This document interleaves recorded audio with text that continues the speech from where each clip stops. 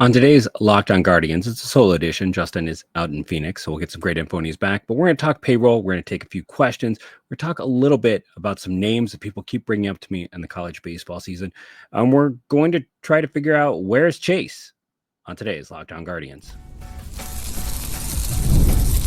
Tanner Bobby the Guardians, and you're listening to Locked On Guardians. You are Locked On Guardians, your daily podcast on the Cleveland Guardians. Part of the Locked On Podcast Network, your team every day. Hello, everyone, and welcome to a solo edition of Locked On Guardians. On today's show, we're going to talk a little spring training. We're going to talk about some missing players, and we're going to talk a little bit about payroll, extensions, and the like. Then we're going to come back, take some questions from the crowd, and then I'm going to talk about some names that people keep bringing up to me when it comes to the baseball draft, giving people some names to know. I know some people love it, some people hate it. Is there anyone who's meh on the draft stuff? I feel like there is no in between. But first, today's episode is brought to you by FanDuel.com. Right now, new FanDuel customers can get $150 in bonus bets if your first $5 bet wins. Download the app or head to FanDuel.com to get started. I'm also going to say I was on the Sox Machine podcast that dropped Sunday. If you want even more Guardians chatter, they also had me talk draft because I'm known for that, because before I took over this podcast nearly 1,400 episodes ago, I was a lead draft and prospect analyst at Scout and 24/7, focused nationally on the draft and prospects. I already said that. But I want to thank you all for joining us. I want to thank, all the people who jump in and comment. Guys like Anthony and John that I, stick out for the everyday comments. We had someone get mad. I know people love when I talk about comments because we used Blockbuster in the beginning. Is that really a negative? Is that something we should run away from? I'm just kind of curious. So comment below. I was just kind of surprised to see someone get mad about that particular set of terms. So I'm just trying to learn. That's all. Let's dive into it today. Let's start with, I think it's on most people's minds. Chase DeLauter was supposed to debut this week, and he hasn't. He hasn't played at all. We have a missing Chase. Of course, I'm a father of a 3-year-old, so my mind immediately goes to Paw Patrol when I hear Chase anymore. Sorry, Chase DeLauter. But we're a rebel household anyways. But enough of that. For the 10 parents out there who got that, please comment below if I gave you a little chuckle. But for everyone else, I understand it is frustrating right now because DeLauter is that bat that's close, that's exciting. The second base situation is what it is. There is going to be a young player there, but Chase DeLauter is kind of that next group of prospects that's supposed to hit, that's supposed to make an impact, that's supposed to help this team be successful. The outfield situation is not great, let's be honest, especially in right field. I guess a lot of that comes down to how do you feel about Sean Kensey Noel? How do you feel about spring training performance in general? But when I'm kind of going through and looking at it, and we'll talk a little bit about, what they could have found in free agency in the outfield. But when you're looking at the grand scheme of it all right now, it's a situation where you want DeLauter out there, right? He has had so many health issues that you want to see him out there and playing. You want to see him performing and setting up so he can be up sooner rather than later. And more than anything, you just want to see him be available. I'm not sure he's more in a platoon bat. I got to be real honest about that, but I think he can be good enough as a platoon bat to be an impact player. I think what he'll do, especially since he'll hit against the fat side of that platoon, is I think he can be good enough to step in and be a very good player. Not necessarily an all-star or something like that, but I think he can step up and step into that role. There are concerns. I know Keith Lawn, as one of his chats recently mentioned, that he had advanced data and he went through and couldn't find any evidence of DeLauter ever hitting a breaking ball, which is a little bit of a concern, or maybe that was Eric Longenhagen. But yeah, I mean, there are warts, and that's the other reason you want to see him out there. So we can get an idea of, does he have enough physical tools and talent, which I do think he does, to, deal with a few warts. That's what's his physical traits are so good that I think he can be a solid major league player. I think the reason he's not a star, I mean, there was a time where Chase DeLauter was viewed as the 1-1 candidate in his draft class, and then he got hurt again. And his last week before the draft, he got absolutely carved up by Florida State's fantastic pitching staff with Bryce Hubbard and Parker Messick. which really hurt his stock. But he was a potential 1-1 guy heading into his draft year after a huge cape. And that physical talent is still there. It's why he is a legit prospect. It's why even someone like Keith Law, who lists every single concern, still has him as a top 100 guy. There's a lot of ability there. And that's why we all want to see him on the field. We don't want to hear, I know they're slow playing this because of all the health issues, but I thought he was supposed to be out there last week. So I'm just slightly concerned right now. Are you slightly concerned? Because we were told, hey, he's going to be back. He's going to play this week, and he didn't. I'm curious to hear what your thoughts are. So make sure you comment below. I do want to talk about, I've seen, a lot of people, Paul Hoynes had a piece and MLB trade rumors mentioned about this idea of, the Guardians are probably done spending in free agency. One, makes sense because honestly, there's nothing left in free agency. The number one bat in free agency right now is probably Jose Iglesias, and that's why I'm laughing. Don't get me wrong, he had a great year last year, but I don't think anyone's expecting that to be more than, kind of a one-off for him. And in general, this team is, I think, about 3 million, maybe max 4 million below where their payroll ended last year. And that's a big point because they added significant money at the deadline. It was, I want to say, close to $10 million. So they've actually spent more to start this year than they spent last year.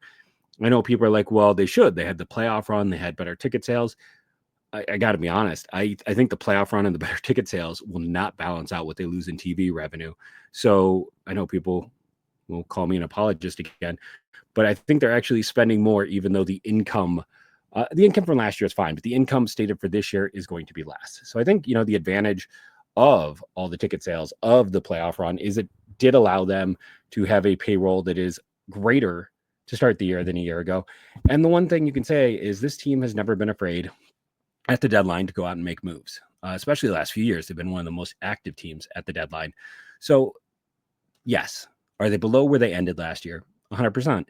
But with promotions, which will happen, players added to the roster, and there's always the chance of extensions. We've heard from some of our agent friends about some discussions, and it feels like the team is negotiating, I don't want to say in better faith, but giving some better offers than a year ago from what we had heard, that they are making, they are really trying to find a way to meet in the middle.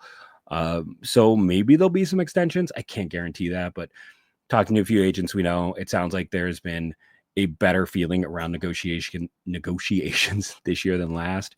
But also in general, again, this team has spent more than a year.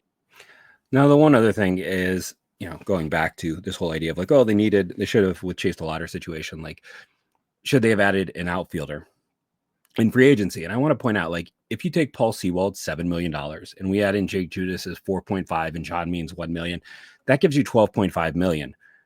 What does that get you in free agency? This past year, that got you Max Kepler, who was coming off a bad year, who, if you take away what he does against Cleveland, I'm not sure how good of a bat he really has been. Jackson Profar got 14 million. So you can move up to that, but he's 32 and he's an every other year guy. And next year is the off year. So that makes you nervous. The next guy at 16.5 is Tyler O'Neill, who I was a big Tyler O'Neill guy as a prospect. Taylor Blake Ward and myself had arguments about Tyler O'Neill. He's had 2 good years. He has struggled with health. He has struggled with effectiveness, and he has 2 good years.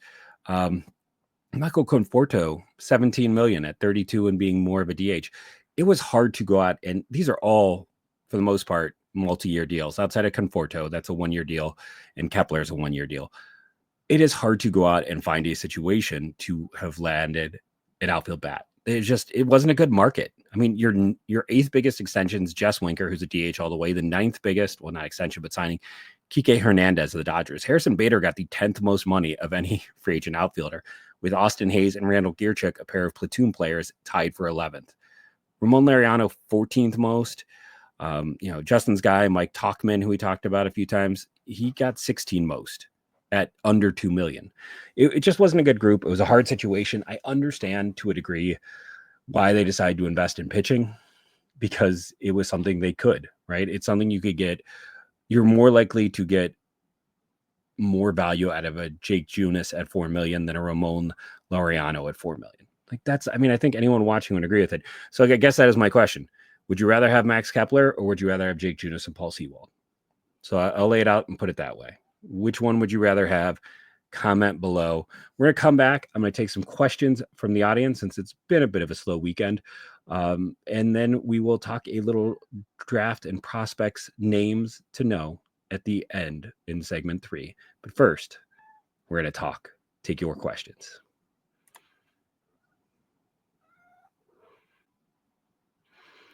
Let's first talk about our good friends, though, over at FanDuel.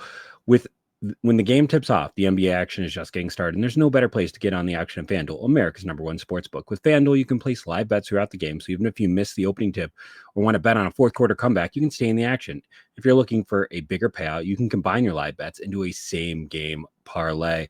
I can't help but think about, if you had bet the over this year on the Cavs and the Blue Jackets. Like, those are two teams right now that John Hollinger did a whole piece about why you should bet the over on the Cavs. So let me know below if you're one of the people who did take advantage of that. Also, if you're the person last year who I gave the advice to who nearly won a lot of money on Edmonton, let me know about that one. Right now, new customers can get $150 in bonus bets if your first $5 bet wins. Just visit FanDuel.com to join today. That's FanDuel.com for your shot at $150 in bonus bets. Make every moment more with FanDuel, the official sportsbook partner of the NBA.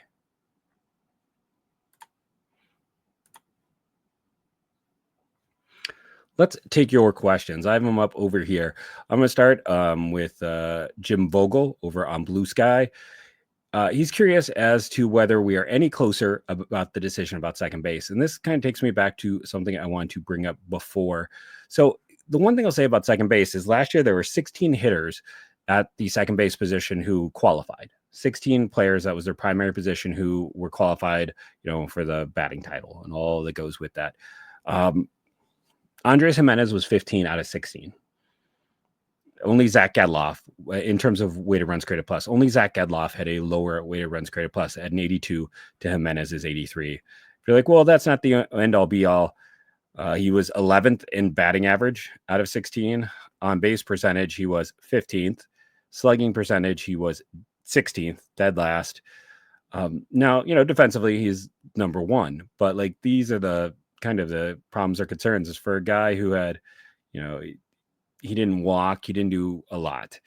So the second base, this is my way of setting up and saying, listen, no matter what happens, second base is going to drop defensively. There's no way around it. They're going to be worse there defensively. The other side of it is with 2 years of declining data and him being honestly one of the worst offensive second basemen in baseball a year ago, they should have massive improvement offensively from that position. Whoever wins, you're picking them because of what they can bring you offensively. You're not picking them because of, them being a defensive wizard, right? You're picking, I still think it's Brito's spot to lose. I could be wrong. Or Brito, I should say. I always get his name wrong. But, when you're looking at what they got, it was bad a year ago, offensively. Year before that, below league average, barely below league average, but below league average. If you listen to that Sox Machine podcast I did, or if you saw my tweets recently, like if you look at the top 2 years of Yolmer Sanchez, who won some Gold Gloves with the White Sox, now defensively the ceiling wasn't as high, but his 2 peak years are eerily similar to Jimenez the last 2 years. That's not a comp I ever expected to be able to make. I was very gung-ho when they signed that extension. It just hasn't worked out. So I think why right now the goal for that position is to not be, the second worst hitter in baseball amongst players who play that position on a regular way. So I think it probably leans towards Brito because I think he's a little safer in terms of what he can do at that position offensively. Now I think Arias has a chance to be a much better defender. And he's one of 4 guys who's out of options, along with Lively, McKenzie, and I think I closed that tab. Sam Henches, who doesn't matter because Henches isn't going to play this year. So yeah, there is that. I just thought I'd bring that up. So as I move through some questions, Guardians Memes asked, what is more crucial for a division title, Juan Brito or Joey Cantillo? I think it's Brito, because if he can be, if there is a world where you could have like a 110 weighted runs created plus, you're talking about a 30% improvement offensively for that position. That could really help stabilize the lineup. Josh Naylor was barely above a 110 a year ago. For as much as people, people are mad because they trade Jimenez after they signed him. But again, he struggled Like there's no other way around it. That's 2 years of declining data. Josh Naylor was incredibly inconsistent. He was healthy last year, but sorry, he had a 118. He was much better than that. I wasn't giving enough credit, but Santana, I think was like a 114. So I'll see if Santana can live up to that. But just the improvement alone from what Jimenez did to what Brito could potentially do, to me, is such a level of improvement that is huge for the lineup and the team. Cantillo is one of the many arms they have. I keep kind of forgetting him in terms of the arms. I almost feel like he's in a position to get another year of seasoning in the minors because he does have options. So I think, to me, it's very clearly Brito in that regard. Nate Wist these are over on Twitter. Are we going to see CDL this spring soon, or am I just being impatient? We're supposed to have seen him already, so I understand your impatience. Jake Bronny, what is your go-to ballpark food / beverage order? Me personally, 2 dogs, ketchup, stadium mustard, relish, Miller Lite, and a big water. I love the hot dog. I'm a big mustard person in general, not as much as my son, who will just eat mustard if I let him. But hot dogs and mustard, relish, occasionally ketchup. That's a go-to for me as well. But I also love the nachos. I'm not gonna lie. We somewhere in this house have a Milwaukee Brewers helmet that I got full of nachos one year. So that's always a favorite of mine. My friend Taylor Blake Ward asks, Angel Cervantes, what round? So if you missed it, and I guess this is for looking ahead to the next segment, but he and I had an exchange where he was tweeting out some of the Angel Cervantes has looked really good this year in the early going, and he is very much a Guardians type of guy. I've talked about on the show that he is the number one prep pitcher who fits their style. So I think he is probably second round, or if they're lucky, comp B. Young for the class, good secondary stuff, great character kid, California kid, all those things, stand out for him. So I think when you're looking at like, oh, where would he be? That is the situation where I'm kind of looking. And then I had someone ask, let's see, let me go back to Twitter here and look at this question from Adam Tenenbaugh, who gets drafted highest from GCU this year. I'm assuming that is Grand Canyon University. And I got to be very honest with you, I don't know right now. I haven't done a huge amount of in-depth. I have not really looked at Grand Canyon too deeply this year. I could pause the show and go look up, the roster and the statistics. But I also like to be very honest about this. And Grand Canyon didn't have anyone that popped to me before the year began. And I don't really have anyone now. I could be very easily missing someone, and there could be somebody who's having a great year. I'm just kind of a bit behind on draft stuff this year between illness and, a death in the family. So I haven't had the chance to really dive in outside of, local kids and then higher rated guys. So I'm sorry, Adam. I know I am known as a draft guy. I just don't have much for you right now. They don't have anyone who's popping. So I don't really have anyone who has popped out as a guy for me to stand out or see. So those were the quick Twitter / Blue Sky questions. I will do one last look here to make sure I didn't miss any, but I think everyone who contributed jumped in and discussed, sent me some questions my way, just because I know that it was sudden, and I appreciate everyone who jumped in, helped out, and sent a question in. We will come back in a second here, and we're going to talk who are the draft prospects, because again, it's been a little slow for the team. So we're going to do some draft prospects to know, names that people are talking about, names that people are DMing me and being like, how much have you seen, or you should check out these stats on today's Locked On Guardians.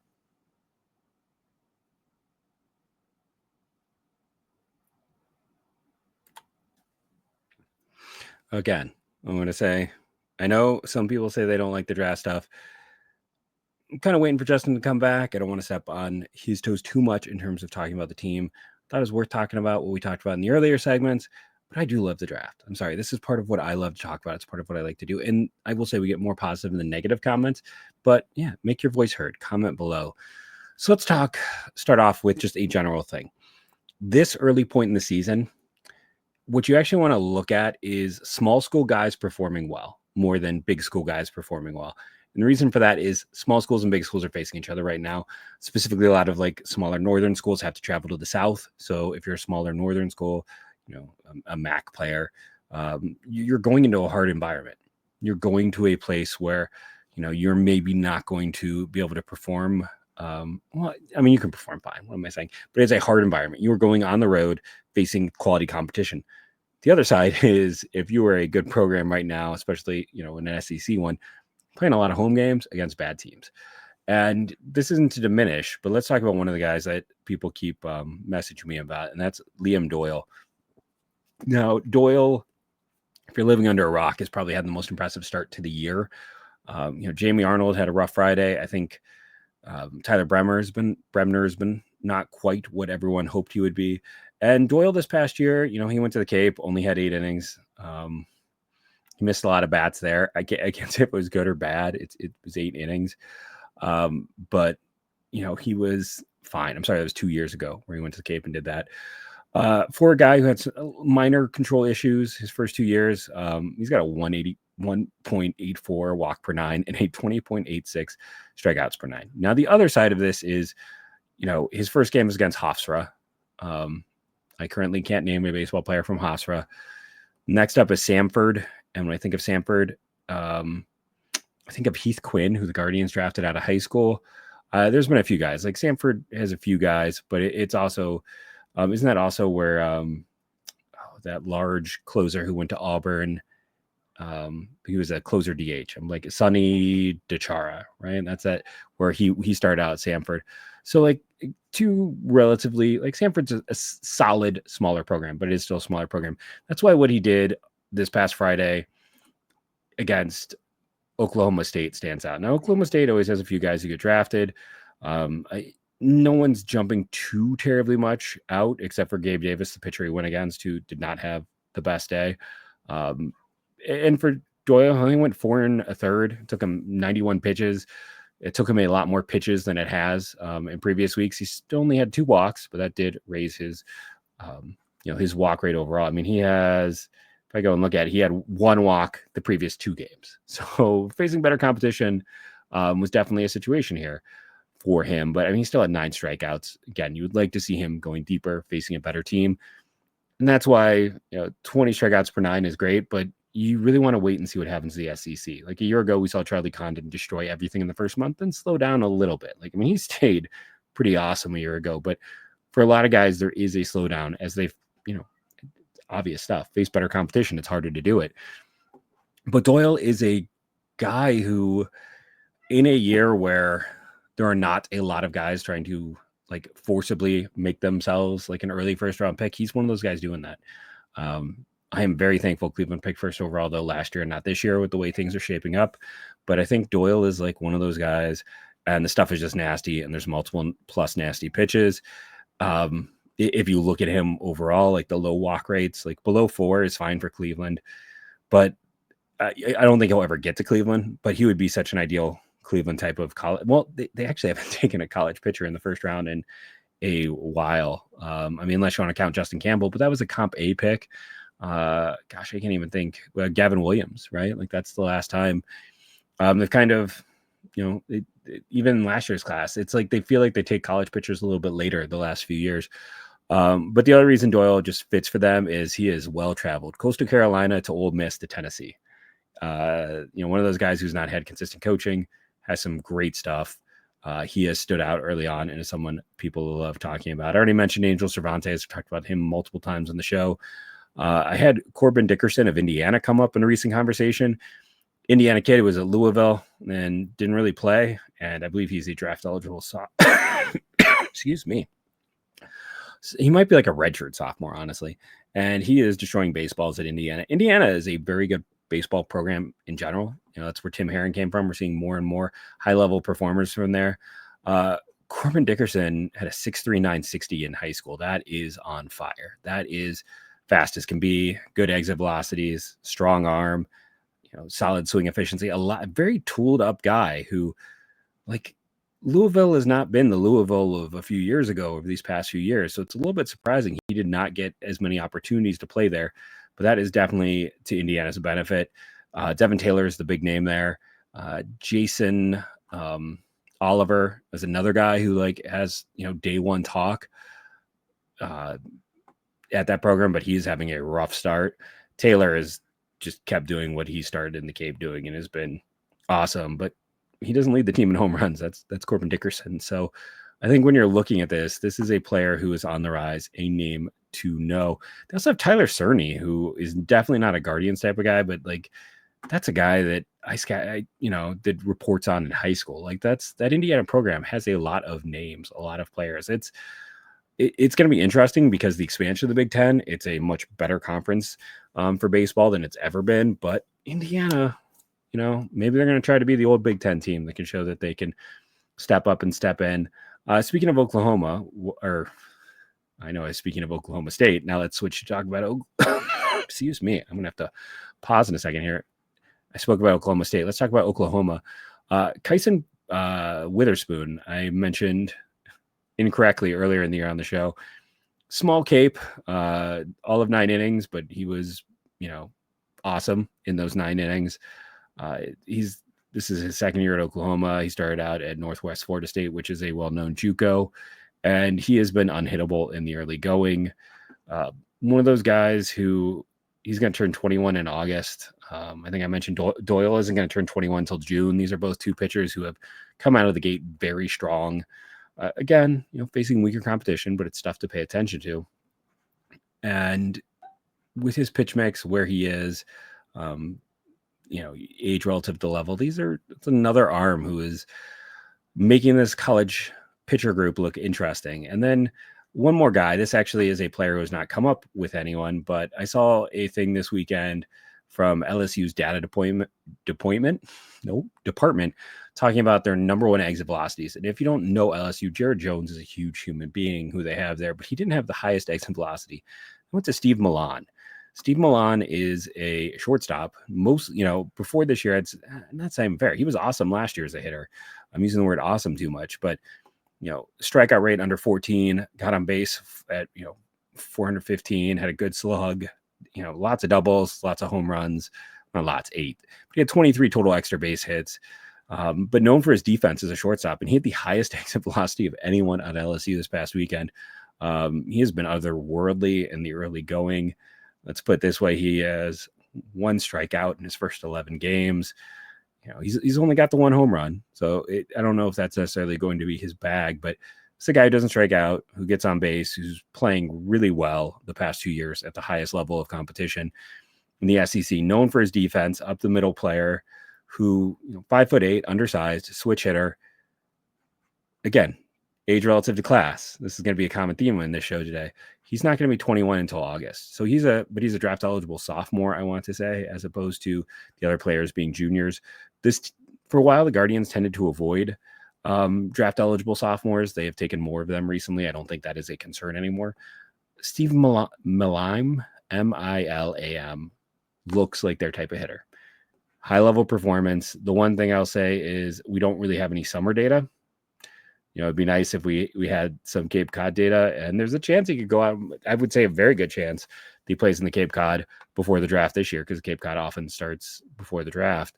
So, it's something to watch out for. He was the Gatorade Player of the Year in New Mexico, where he's from, and strong defender with some, early interesting data, just high level performer, and, a freshman who comes to 109.1. That's really good. A freshman who comes in and can kind of get a spot on LSU, it stands out. And Daniel Dickinson is a guy who has more run. I think going over some stuff early right now, I actually might like Stephen Milam a little bit better.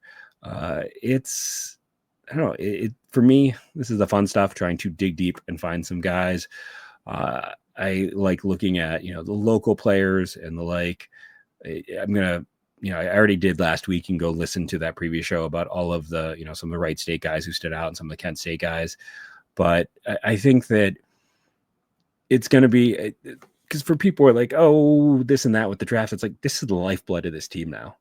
we've talked about how they don't really hit for the most part in Latin America. That has not been a successful point for them. Yeah, trades are where they're successful, but the draft is we're starting to see a lot of positive momentum for this team. And it's just, they got to keep hitting on these picks. They got to keep doing it. That's why they went out and added, a pick in the Josh Naylor deal. I think it's a very smart scouting group. They're doing some great work, and I'm just trying to help you prepare. So if you do pay attention to the draft, I'm like, hey, I knew who that guy was. I heard about that guy from Jeff. I want to thank everyone for jumping in, downloading, rating, review, all that fun stuff. I guess I should briefly mention that, that there is a new MLB.com reporter. For those who don't know how it works, they don't send you out of market when you write for MLB.com. Hopefully the coughing is done now. They often you cover the local games, and then they have someone in all the cities to be kind of like a local stringer and cover the games. And it looks like Cleveland is getting the Cubs stringer as their new guy, Tim. I closed that tab because I don't like Stebbins, I believe. I know some people won't love that in his opening comments, he said he's never been to Cleveland, but I say give him a chance. Let's see what he can do. It's always great that they have filled that position. Cleveland's going to have a dedicated person. You never know anyone's ability. So I welcome Tim to the Cleveland media family, and hope he has a fantastic time. And people don't be weird. Like, just because he hasn't been to Cleveland, he's going to clearly be here now. That was immediately what I saw people's first reactions were. But I'm looking forward to getting consistent coverage. I'm looking forward to someone who's going to cover the team.